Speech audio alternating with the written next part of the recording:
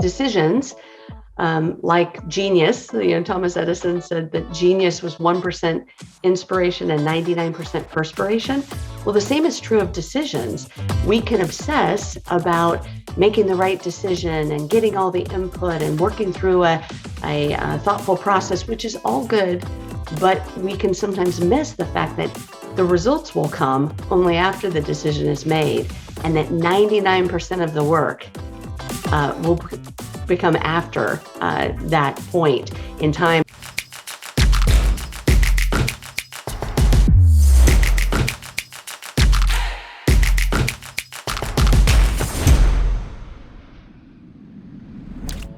On this episode of the Creator Community, we'll meet Jennifer Davis, Chief Marketing Officer of Learfield, and now published author. We'll follow Jennifer's journey of learning and growth as a C-suite member of several high-profile companies like Amazon.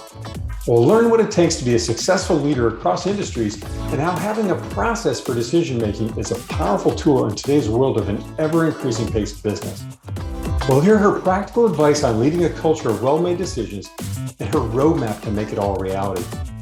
Jennifer's journey has led her to publishing her new book, Well-Made Decisions. Check out the show.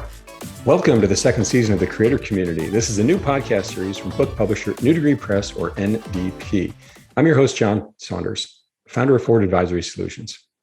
This show is designed to celebrate, elevate, and showcase many of the incredible authors that have published their books with NDP. This year, NDP will cross over 1,000 published authors. In this show, we get to know the authors and their books, as well as give you a behind-the-scenes look at their journey. We'll find out what it takes to bring a book from idea to being available wherever you buy books online. It's no easy task, but certainly doable. Today, I have with me Jennifer Davis, author of Well-Made Decisions, Pro Tips for Finishing the Decisions You Start, former Amazon marketing executive, and now Chief Marketing Officer at Learfield. Jennifer's book has an early September 21 targeting publish date and will be available wherever you buy books online. Jennifer, welcome to the show. Thanks for having me. Great to have you. If we could start out maybe a little bit about your background. So really, obviously a lot of work in the marketing field and have made your way to the C-suite. Congratulations. Could you share with us, how did you navigate your journey? How did you land where you are? Sure. Well, depending on how far back you want to go, I parlayed an internship out of college into my first job at a software startup. And that kind of set me on a path to work in technology. So I've worked in published software, software as a service, electronics, devices, and now I'm working for a technology and media company in the sports industry, specifically college sports. And so it's been a really interesting journey that has taken me, as you said, into marketing roles, but also into a wide variety of other business roles, from strategy, customer experience and service, product roles as well. And that thread gave me broad exposure to companies of different sizes and business decisions across a wide variety of types of decisions. And again, it is culminating together here in this book, I think, in a really interesting and powerful way. I mean, certainly a very diverse background, but some common threads for sure in technology and marketing, and certainly creativity. I love that. Maybe before we talk about the book, you could share a little bit about your journey. Given your demanding schedule, how did you find the program, and how did you fit this whole thing into your life? Well, I was definitely inspired by a couple of friends of mine, Morgan Wider and Melissa Porter, who both recently published books. And Morgan specifically, I talked to her about her process and how she had done it, because both of us had talked about, wouldn't it be great to someday write a book? And she did it. And I was so proud of not only the finished work, but her dedication to it. And so she turned me on to the Creator Institute, and I started working within the scaffolding, I would say, of the program, which provided, again, a great structure for me to do it. But ultimately, the thing that pushed me over to really say yes and to do it was the pandemic. Other people may have, taken up a new fitness routine or learned to make sourdough bread, but I wrote a book. And so it was this bucket list plus quarantine equals book. Some people got kittens, puppies, right? That's awesome. Absolutely. Well, Morgan Widener needs might be time for a trophy for her for the number of folks she's referred to this program. The list is getting pretty long. That's fantastic. I've gotten to know her a bit. She's awesome. Yeah. Let's chat on this. So thank you for sharing that context. Maybe a little bit about the book. What are the general, what is the book about? What do people want to know about the book from a general sense? Absolutely. A lot has been written about decision making, leadership, and the like. But I found something kind of missing from my own bookshelf and my own reading and rumination on the topic. And that was the importance of executing ideas to make them right, not just making the right decision. And I feel like a lot of what has been written and people who deserve their Nobel Prizes for economics, for decision science, really emphasize the process that goes into making a decision, but can gloss over perhaps the steps that come after that. And so I started to think about this more deeply, do some my own reflection on my career, as well as conversations with other leaders across different industries. And the common theme that came out was that decisions, like genius, Thomas Edison said that genius was 1% inspiration and 99% perspiration. Well, the same is true of decisions. We can obsess about making the right decision and getting all the input and working through a thoughtful process, which is all good, but we can sometimes miss the fact that the results will come only after the decision is made, and that 99% of the work will become after that point in time. And so it's hopefully encouraging leaders to be empowered to move more swiftly and to put as much emphasis on implementation as they do on the decision itself. Right. Decisions oftentimes can, maybe if I'm hearing you correctly, there's sort of the easy part, as you said, 1% of the whole journey. Then you have to mobilize a army of people to make it happen. So, how do leaders create businesses that can make and implement these types of decisions, particularly as the world moves faster and faster, and we have to react much more quickly as competitive issues arise? Well, there are a lot of things that leaders can do to create the environment for high velocity decision making and the right kind of context for implementation. Several of the themes that I highlight in the book, and I won't be able to go into all of them, but is really creating a culture of candor and cooperation and high talent density that will lead to having the right people in the room to make decisions. I think that is often overlooked. The importance of writing down the strategy so that it can be socialized and so that everybody can be mobilized effectively. And then after the decision is made, it's a kind of a cocktail of communication and candor and reflection and the ability to compromise and pivot and be constantly learning. And in order to do that while lowering the stakes of some of these decisions, it's very important to recognize the kind of decision that's being made. When I was with Amazon, we spent a lot of time talking about whether a decision was a one-way door or a two-way door decision. And this means that a one-way door decision is as the name implies, kind of locks behind you. If you go on the other side of the door and don't like what you see, you can't easily get back because you've set customer expectations or you've invested a lot of money or whatever the circumstances might be that make it feel more permanent. And a two-way door decision is, like the turnstiles at the department store. You can change your mind. And we often will mistake two-way door decisions for one-way door decisions.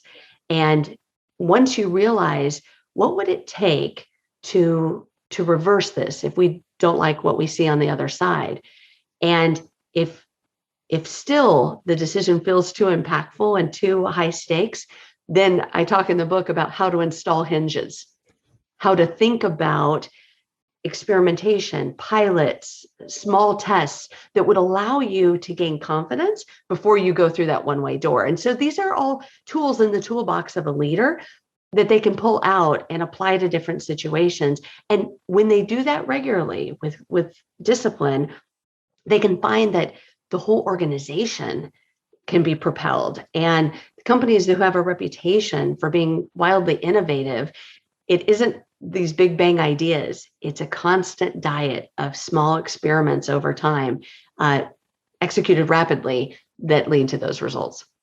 I love the metaphor of the two-way door, right? It gives you some latitude, some optionality, as opposed to we walk through the door, it's closed, now we're stuck with whatever it is we came up with.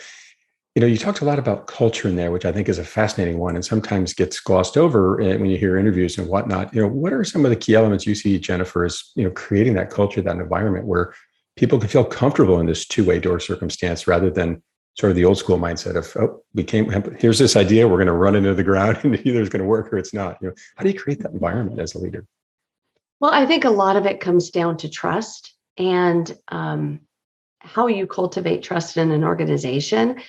And again, from the perspective of a leader, whether that's a leader on a team or a leader of a project or the leader of a whole company, a CEO or a board of directors, it's very important to put the right people in the organization. And so I have been inspired a lot by the work that Netflix has done, thinking about high talent density in their organization and seeing that firsthand and being able to apply that in other settings. That's a really powerful kind of foundation, is to have the right people in the organization with the right skills and competencies. And then to be in an environment where you are actively obsessing about your customer, your client, your partner, whoever you're developing your products, services for. It's very important that their needs and their problems get elevated. A lean consultant told me once that you have to fall in love with the problem. And when you do that, an interesting thing happens in your organization. Rather than being on the opposite side of the table with a peer or a colleague or a different department or function in the organization, you can move to the other side of the table and you're facing that problem together. And that posture change, which comes about when you put your customers, in that forefront, when you put those partners and customers first, it aligns the organization in a way that is really, really powerful. And it gives everybody in the organization the common vocabulary to hold each other accountable, call each other out, but in a trust building way to achieve together the best outcomes for the customer. And that can be a very powerful thing, and it permeates the culture. And if it doesn't, if the leaders ever take their foot off the gas or ever lower their standards on that, then things can start to fracture. But as long as the organization is focused on the customer, that implies a lot of things about how business is done on a day-to-day basis. I love that. I think it was maybe Yuri Levin that took that quote a little further, which was don't fall in love with the problem, not the solution. But what he really meant was your solution, right? We have an idea. I have to make this happen. It's my idea, and my career, my ego, all of these things are riding on it. And I love this framework you laid out, which is let's start with the customer, our audience, right? Who are we serving here, and how do we make them happy?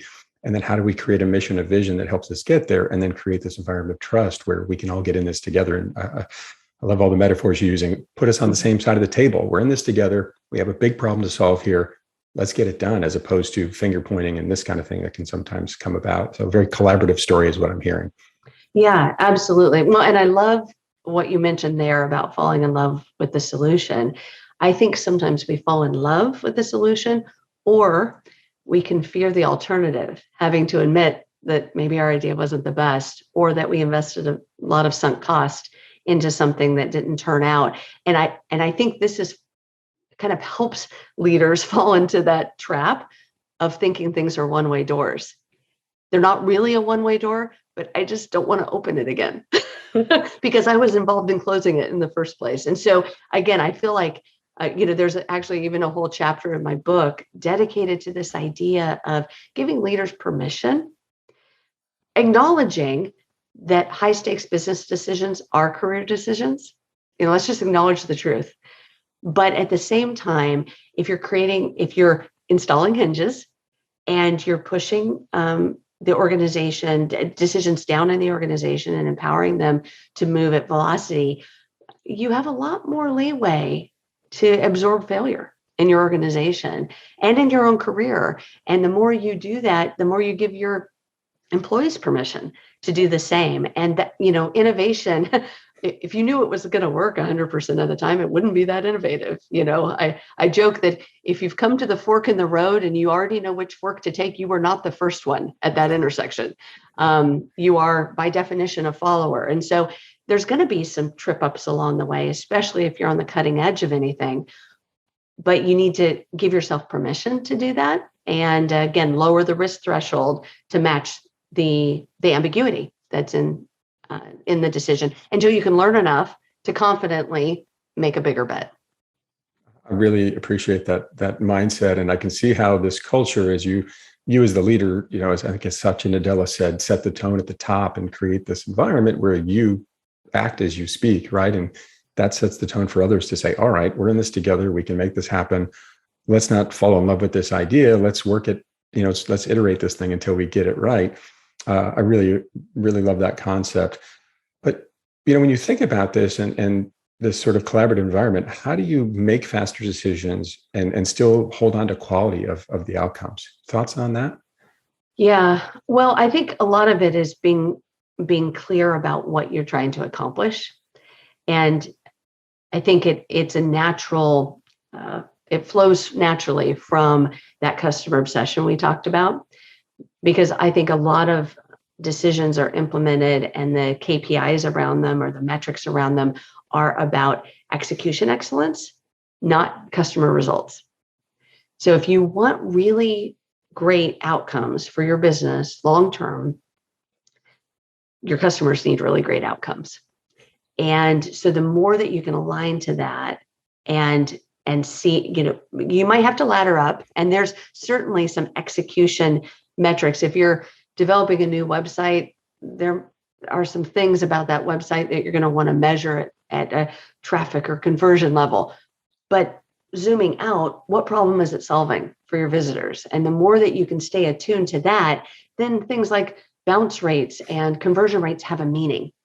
And they have a direct result, direct tie to the business results that we're all about. And so no matter what your function, whether it's marketing, like I've spent a lot of my career in, or operations, or, finance, the more that you can think about how the outcomes of your team or business connect to the customer outcomes, the better the whole business will be. And again, it's another point of cultural alignment as those things get implemented in the organization. And here we are back at, again, the focus on the customer, because if they don't want it, right, who cares? And if we're not solving a problem for them, why does it matter? And I appreciate this idea of, having metrics, KPIs, key performance indicators, right, is part of the story. But if that's all we focus on, suddenly our employees are now just checking boxes to make sure we check all these boxes, as opposed to delivering something excellent for the client. I love that concept. Yeah. And we've all been part of organizations, I'm sure, that have thin sliced the goals so much that different groups can be wildly successful and the business can be struggling.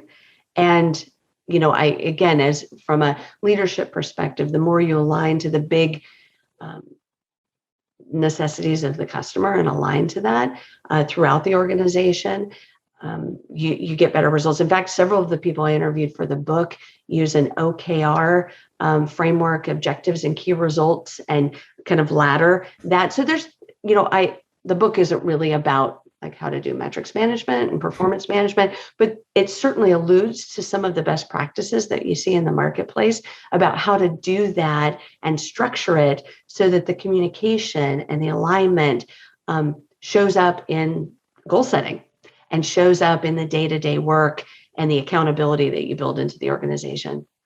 It's, there's a quote about communication. I forget who said it, but it was something to the effect of, the thing about communication is we actually think it took place, or something like this. And right, clarity is such a key element. And I love this thread that you're drawing between the customer all the way back to the leadership, and creating that environment that has that vision that builds into that. In your book, you talk. Actually, a quick note about communication. One of the things that I mentioned in the book is that leaders have not effectively communicated until they are so tired of the message that they're ready to gouge their ears out. I mean, literally, like if a leader isn't absolutely fatigued by telling the story again and again and again, I guarantee your employees have not heard the story. And this is certainly true of large enterprises with multiple layers or, geographic dispersion of their employee base. You have to go hoarse saying the message over and over again. But I found even working in smaller mid-sized companies or startups, talking to leaders of small enterprises, they found the same. They thought they had communicated something because they told a few people or they told their leadership team, or they even said it in an all hands meeting and they thought, check, everybody's heard that message, but come to find out they had to say it 7 more times or more. And I actually think there's a lot of parallels between the work that I've done functionally in marketing to the work that leaders do. And that is, it's all about reach and frequency. It's saying the message over and over again. And if it takes, 27 times for a customer to hear a message and take an action, how much more so your employees who are needing to align in order to satisfy that customer. So it's a challenge for leaders, but one that I would encourage everybody to think about. If you're not tired of it, then no one has really gotten it. There is something magical about that 7th time. And I found throughout my career on Wall Street that at least 7 times. And when I really knew it sunk in is when they would use the language back to me, right? They started to use these themes that you talked about that you've created and perpetuated throughout the organization. Once the language starts appearing from their mouths, then I knew, all right, we're onto something here. It wasn't time to quit using it, but now it was starting to sink in, right? Yeah. You talk in the book about writing play into making and implementing decisions to deliver better results. What is that? What role does that play, Jennifer? Yeah, absolutely. I guess I should say, I'm coming to this interview from a perspective of a writer. So maybe by definition, I'm inclined to write, and that's always been a big part of my job. But I'll tell you, I had a deeper appreciation for the role that writing plays in strategy development at my time at Amazon. It's very much a writing culture, something I've since taken with me. So I know it can work in other environments because I'm using it in another environment at Learfield, but it forces a discipline of writing the idea down. And something I've used in the past, something Amazon uses a lot, is actually writing the press release for a new idea, a new product. Before you write a line of code, before you do anything to implement the idea, sit down and write the headline of the press release. And if you want to really challenge yourself, write out a quote from a fake but representative customer. And then build that into a full 1-page narrative that describes the problem, the solution, how people would get more information, how people would utilize the solution, whatever that might be. And what that does is it forces you to really crystallize what the value proposition is, what problem you're solving, not just what the solution is, but the problem. And that customer quote, which seems like it would be the easiest thing in the world to do, forces you to decide, who is our profile customer? Who is the ideal customer for this? What would their title be? What kind of company would they work for? And what will they say about our product that would compel, others in the industry to invest in this product, service, solution, business, whatever? And I find that discipline works not only for products that would be brought externally, but internal solutions as well. Process improvements and that kind of thing can be written in the same way. And at Amazon, we took it a step further, which was we would start meetings with a doc read. So literally somebody would bring that press release or somebody would bring a 1 or 2 or 6-page document to a meeting. And everybody in the meeting wasn't assumed that they would have pre-read anything.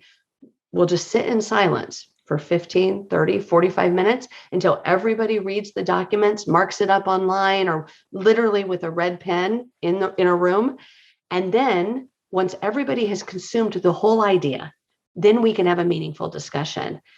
And what I found that did, as strange as it was the first few times to just kind of sit in silence and all be reading together. All your peers. It's kind of a surreal experience the first few times. But what that does is it leads to a quality of input and a quality of discussion that you just don't get in a slide by slide charismatic leader presenting PowerPoint. You just don't get there because people haven't consumed the whole idea and taken it all in.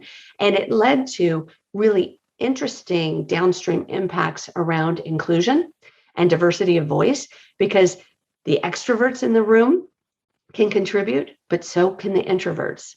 And everybody can make their voice heard, either in the meeting by speaking up or by, listing questions or ideas or corrections in the document and giving back that to the author. And plus, anybody could author a document.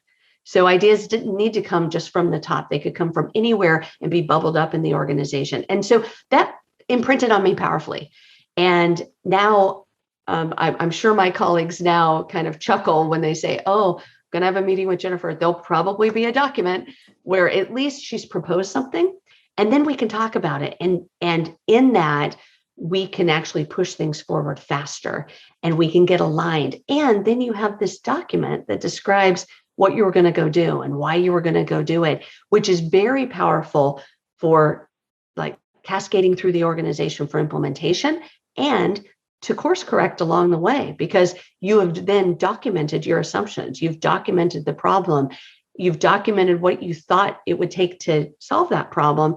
And if any of those core assumptions don't end up being true anymore, you have a foundation from which to pivot. So again, I went from being cautiously like optimistic that I would like this writing thing about strategy to being, as you can tell, a raging fan of it, and really feeling like it's a huge differentiator for companies who want to really implement decisions well, is to force yourself to write it down.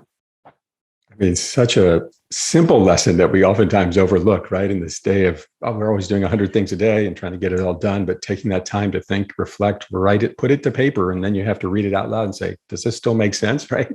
And getting everyone in that room. I love that idea because, so many times you show up at these meetings and, maybe one person skimmed it on the subway on the way in, or, on their commute or whatever, and didn't necessarily absorb it. So it forces you all to absorb it and really engage in that conversation. And I love that you carried this forward. There were so many leadership lessons in there, Jennifer, that you shared. Thank you so much.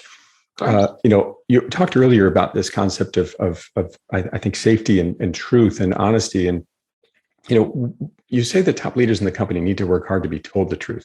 How do you help leaders or advise leaders to cultivate that candor in organizations so conversations like the one you just described or exercises like the one you just described can effectively take place? Yeah. I think that it's a fundamental truth that people probably, especially those who might be listening that are earlier in their career, might not fully appreciate, but it is hard for senior leaders to be told the truth. Often they have to work hard to get people to really disclose what's happening in the organization or give them kind of an unvarnished picture. And I hope it's not that anybody intends to lie or mislead or, there's unethical things going on. It's just that everybody wants to propel the leader's vision and be part of the team. And it's difficult to introduce conflict or to be the one to deliver a tough message. But I encourage everybody to have, absolutely. Everybody should have that backbone. And in order for leaders to cultivate that among their team, they have to, we talked about having to repeat messages multiple times. So you have to kind of live out the strategy loudly in order to have it take hold in the organization. That is the exact same thing about cultural change as well. If the organization doesn't have a rich tradition of speaking truth to power and having candid conversations up the organization. The leader may need to help facilitate that. And I give in the book several kind of tactics that people can use. One is just being vocal about their own failures and being showing, honoring feedback that's given in a very public way. Not, so I like, just in my own experience, when people have come to me with a problem, I've thanked them personally with it. And I've asked them, like, how can I help? How can I be a part of moving this forward? Do you need help, or are you just giving me visibility? If they need help, I actually make a big deal of letting people know that this was brought to my attention, and I take it really seriously. And I consider it I admit to the failures on my part to make this happen, and what can we do about it? And again, let's put the problem over here. Let's get on the same side of the table and tackle it together. And if you just show up with that kind of humility, you're more likely to be told the truth. And then there's some other things that we can do to take the pressure off telling the truth. And one of the tools that I go into detail about is called a pre-mortem. Usually when people engage in a project, especially a high stakes project, it's not uncommon for them to do a post-mortem or retrospective afterwards, a post-action report to say what happened, where were our assumptions wrong, what results did we achieve. I find it really useful and enlightening to do a pre-mortem, which is get that implementation group together ahead of time with the strategy and say, if we are to be successful or if we are to fail, why? And fill the whiteboard with ideas. And again, what's wonderful about that is no one's failed yet. No one's succeeded yet. So no one needs to be defensive. We can start saying it would fail because we haven't figured out the right value proposition for the customer. We aren't investing enough in marketing. We are beat to market by a competitor. Just throw all those horrible scenarios up on the wall. And then you can, as a team, prioritize the ones that are most likely to happen based on the assessment of the group. And then you can put risk mitigation plans in place.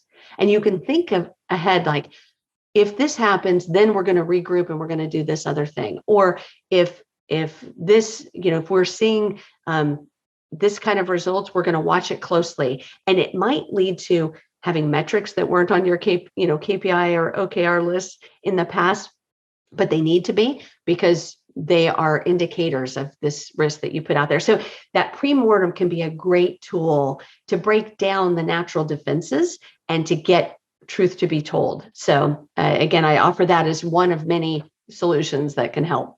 It kind of ties back to this idea of writing your press release, right? Like, what is it? What do we want to see at the end of this thing? What it really makes me think of is a lesson I learned in sports many years ago, which is, I think I learned it from Jack Nicklaus's book on golf, which is, visualize the shot, if you will, before you hit it. What if it lands here, lands there, whatever, and what are the outcomes? So how do we need to avoid this or that? And it sounds very much like that, but of course takes a much longer runway than hitting a golf shot to execute what you're talking about. I don't know. I'm not a very good golfer, so it would probably take me just as long.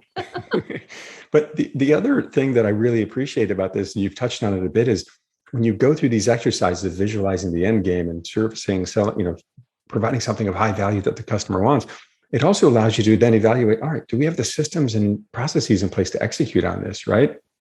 Any thoughts or stories around that? Because I feel like you've touched on this, but I'm curious your thoughts on how you then take that lens and say, look at the execution lens.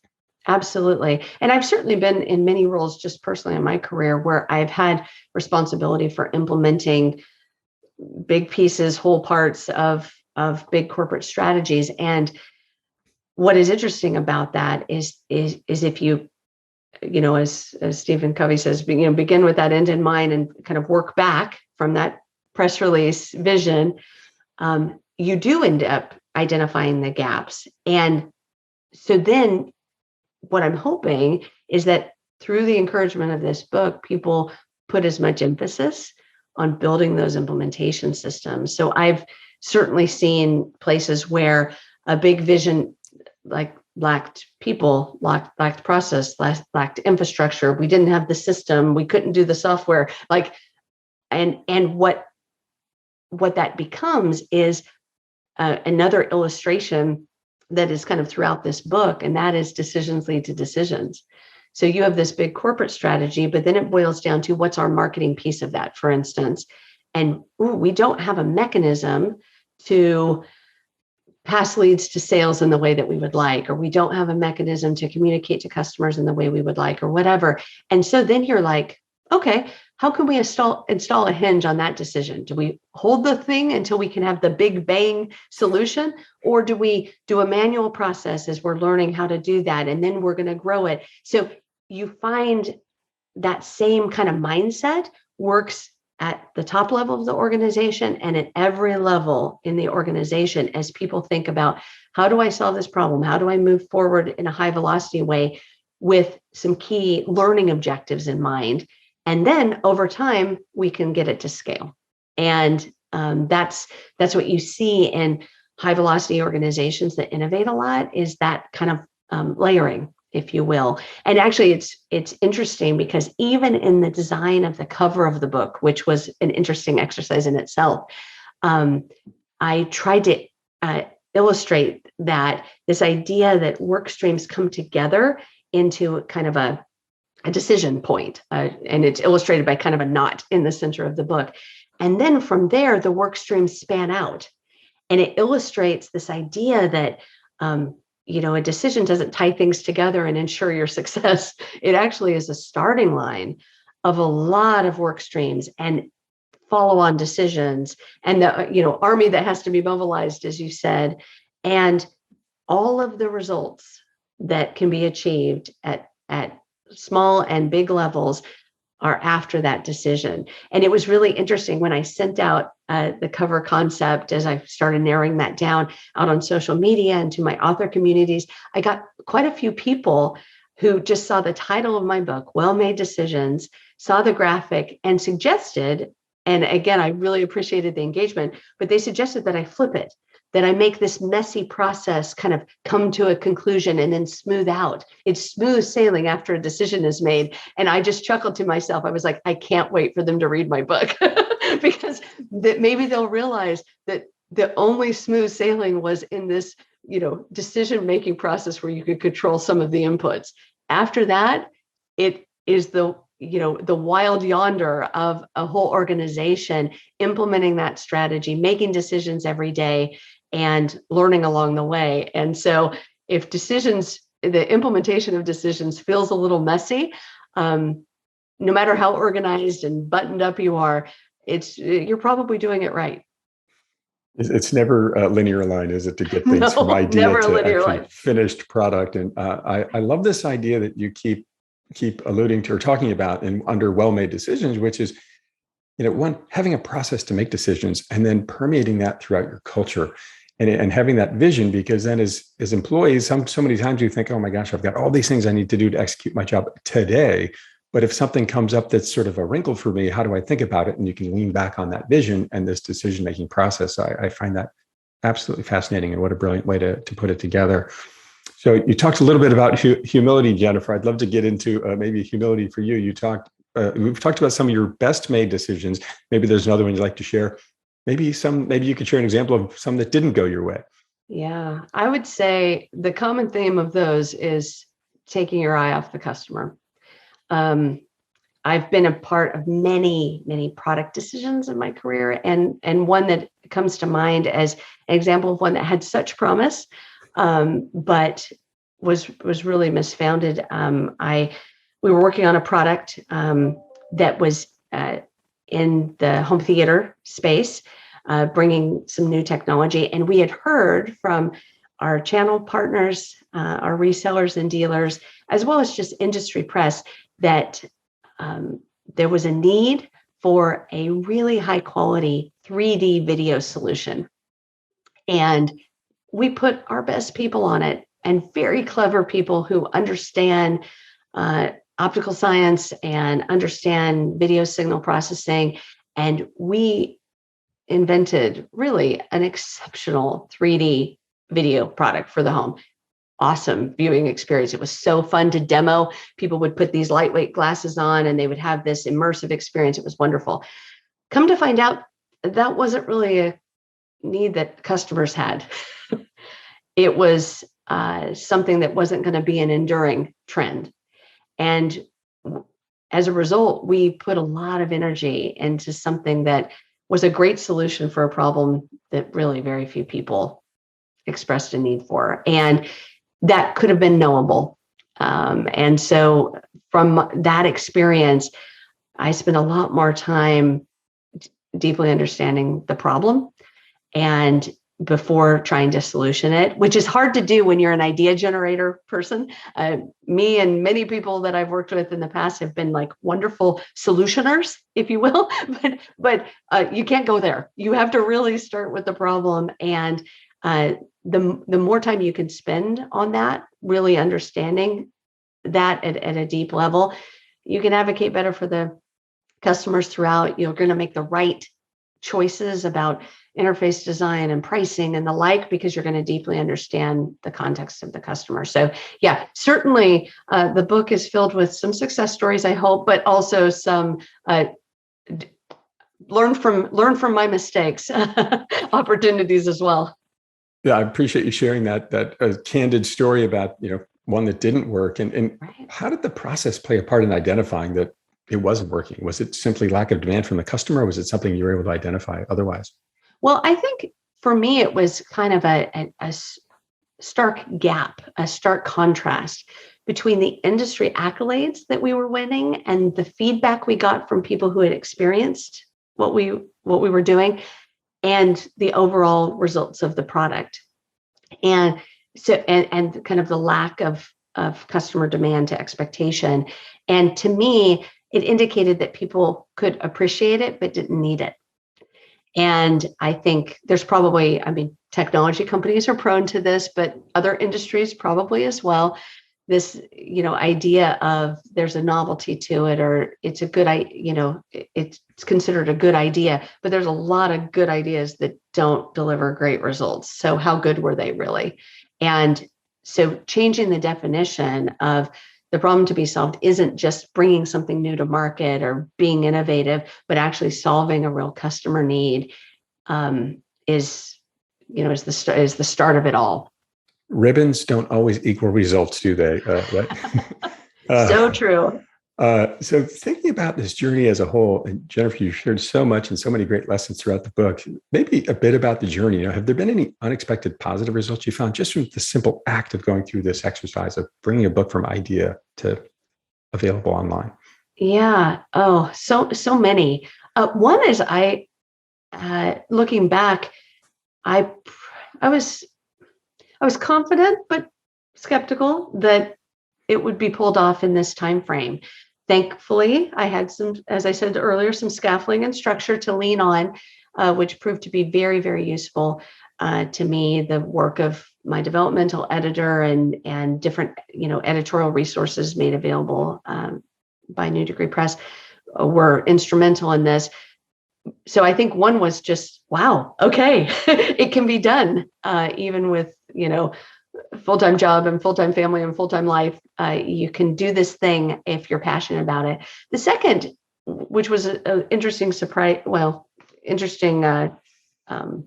observation that I made, was I wondered if by the end I would be tired of this topic, and I would have explored it fully and never wanted to talk about it again. Done that, because I feel like I really put myself through graduate school in decision making this past year, not only reflecting on my own experience, but interviewing and reading and doing research. It's been an immersive.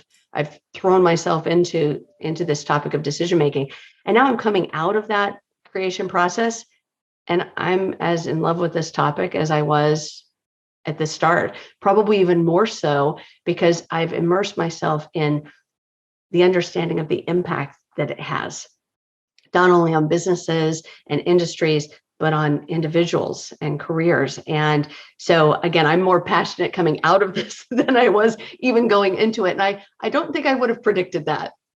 The press release early on didn't match the end one, I guess is what I'm hearing. The one you predicted coming out of it, I'm going to be tired of figuring out this decision idea. But in fact, it sounds like you've fallen more in love with it and that you've and in fact, probably, I'm guessing, grown and found ways to make better decisions for yourself and your company. That's fantastic. 100%. And even I've been at Learfield for 4 months. I've even found opportunities to apply the lessons of the book for some major decisions that we've made around branding and around organization design. I've been able to apply, the lessons that I've learned and relearned in this process, to my day work as well. And so I again have gained confidence of the power of them because I've been using them myself. The applications are ready, willing, and able to be used and applied today. That's fantastic. So maybe taking a step back from the book to kind of close this conversation out, which has been fantastic, filled with so many great lessons. Is there a key lesson or message you hope that readers can take away from this book after they read it? I hope it's one of empowerment. I know that sounds a little interesting because decisions themselves can have such an ominous, definitive myth built around them. This myth of the solitary decision maker who is emerging with the right decision, and the results are, all but guaranteed because we pick the right strategy. In reality, it's an iterative process, and it's one that's very human, with humans working with humans to get things done on behalf of humans. And so it has all the messiness that is implied in that.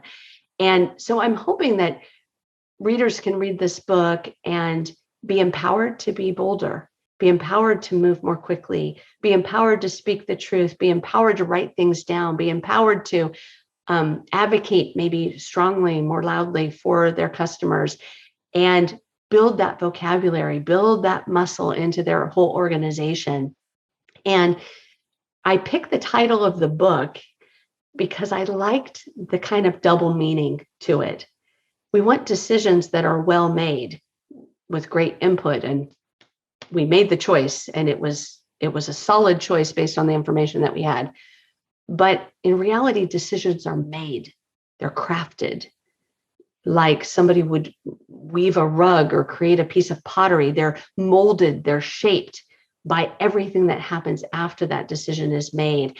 And it's in the making of a decision where the outcomes lie, where the results, where the rewards happen. And what I'm hoping is that people, get their hands dirty with decision making, and they can recognize that decisions are something you start and then you finish them like you would finish a piece of, furniture by steps and processes and feedback loops and the like. And so, again, I hope it's a message of empowerment, and people can kind of step into their role as a leader with more confidence.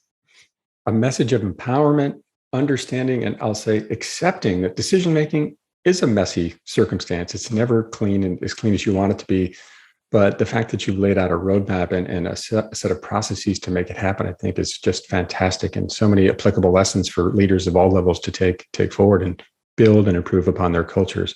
What a great message, Jennifer. Thanks for sharing it.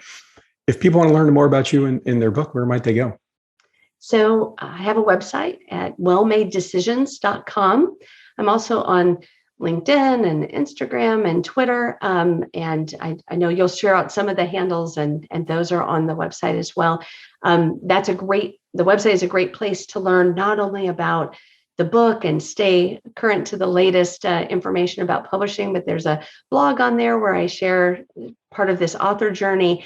And I even have a resources section with other books and blogs and resources that have been inspirational to me in this topic of decision making. So I encourage everybody to be not only a practitioner, but a student of decision making. So hopefully those things are useful to others as they've been to me.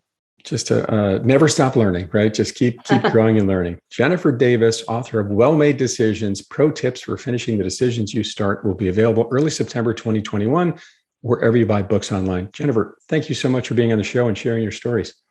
Of course. Thank you so much for having me. My pleasure. I'm your host, John Saunders. Keep moving forward.